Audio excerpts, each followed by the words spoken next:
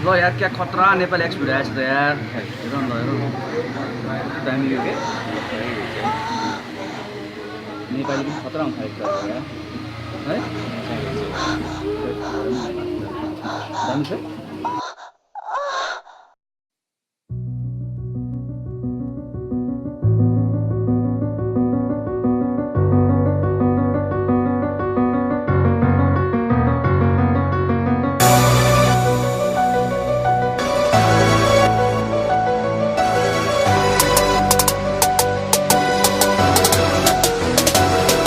तपाईहरुको जस्तै मेरो नि एउटा साथी थियो जसले आफूलाई साँचो प्रेमी भन्ने ठान्दथ्यो ओहो के चाहियो त्यसलाई यति भएपछि भर्खर भर्खर लपरेकोले हुन्थ्यो लास्टै बिजी जहिले हेरे खाली फोनमै झुन्निरा हुन्थ्यो केटीको मेसेज आउँदा मुहार हुन्थ्यो हसिलो हामीसँग बस्दा नि खाली उनकै कुरा गर्थ्यो फोन आउँदा चुपचुप भनी हामीलाई साइलेन्स बनाउँथ्यो गीती लाग्थ्यो तिनीहरुको फोनमा कुरा सुन्दा हल्ला भयो कि ह्यामुला भन्दै खोज्थ्यो कुना पुरा सपनाको संसारमा डुबिरा हुन्थ्यो याफीमा प्रोफाइल पिक्स मोबाइलमा वालपेपर उसकै राख्थ्यो आम्मामा कस्तो कसम दिएको थियो उसले तिमी भन तिम्रो लागि जुन तारा झारिदिन्छु रे के चाहियो यति भनेपछि केटीको मन जित्न हेर यसरी बढ्दैको मायाको सम्बन्ध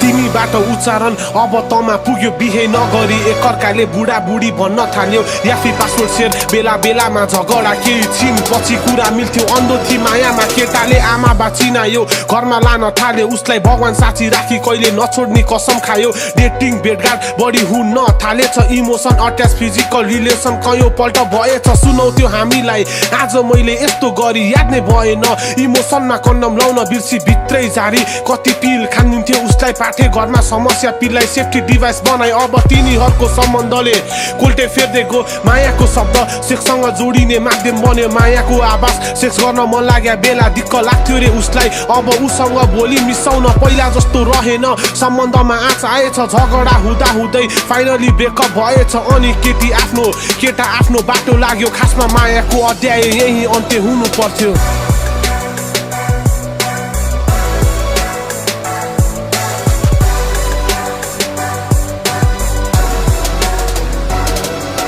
रमाउँदै थिइन् उनी पुराना दिनहरू बिर्सी तर केटो यस्तो निस्कियो धिक्कार छ मुजी पहिला कसैले उनलाई माल भन्दा रिसाउँथ्यो भाउजू बन्साला तेरो बाउ थियो मालो भन्ने केटो उनलाई सीता चाहिँ पवित्र ठान्थ्यो ब्रेकअप भएपछि उनलाई माल भन्दै हिँड्थ्यो सुनाउँथ्यो सबैलाई त्यो केटीको बारे उनलाई अपनाउने केटा अभागी हो त्यसलाई त मैले कति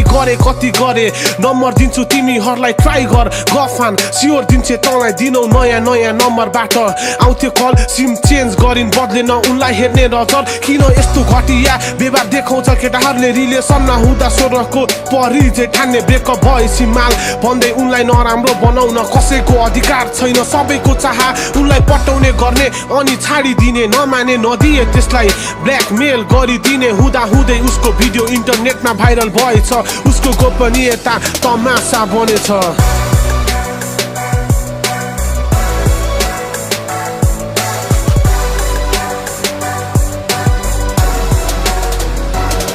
एकाएक साथीहरुको टेक्स्टमा थिएन सहानुभूति मर्ने या बाँच्ने कुरामा उनी युद्ध गरी राति दोषी म होइन त्यो केटा हो सजाय पाउनु पर्छ परिवारको सहायताले पुलिस केस गरिदिन्छ कति दिन लुक्थ्यो र त्यो केटा समातियो खुलासा अन्त्यमा उसँग रिभेन्ज दिनु थियो एक गल्तीले केटाको भविष्य अन्धकार्य प्रस्ताव गरेर के भो अब उसलाई अदालतले जन्म कैदको फैसला सुनाइसकेको थियो सलाम छ उनलाई जसले आँट गरी न्याय दिलाई आफूलाई बाँचिरहेछन् आज उनी आफ्नो स्वाधीनतामा मार्नुहुन्न आफूलाई न्याय दिलाउनु पर्छ सचेत हुनु पर्छ मायामा अन्धो हुनुहुन्न विश्वास तोडिने चिज हो स्वार्थ पुरा नभएसम्म इज्जत नै हो नारीको ठुलो गहना आफूलाई समर्पित गर्नुहुन्न कसैको मायामा सचेत हुन पर्छ मायामा अन्धो हुनुहुन्न विश्वास तोडिने चिज हो स्वार्थ पुरा नभएसम्म इज्जत नै हो नारीको ठुलो गहना आफूलाई समर्पित गर्नुहुन्न कसैको मायामा